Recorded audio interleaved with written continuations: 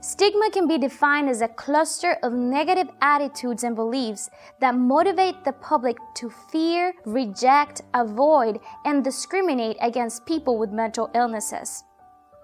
Those living with serious mental disorders die an average of 25 years earlier than others, mostly due to treatable medical conditions.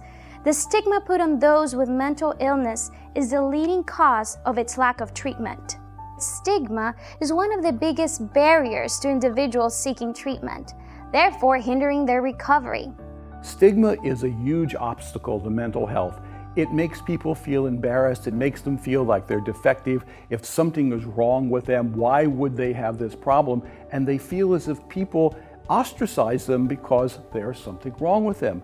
If we can break stigma, we can move ahead. If people are handicapped by stigma, what happens is quite often they don't get treatment rapidly enough, and the problem becomes more and more complex, sometimes to the point where it's, very hard sometimes to treat.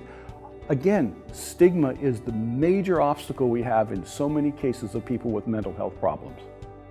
In some ways, eradicating the stigma associated with these illnesses is more important than battling them themselves.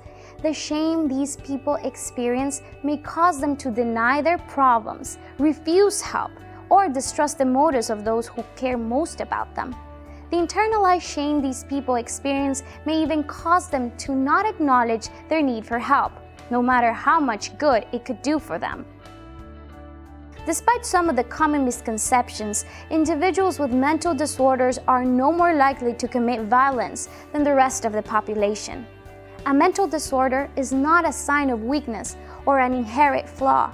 We are all vulnerable and could be just one stressful event away from developing a mental illness. Many of the misconceptions stem from individuals assuming all mental illnesses are the same.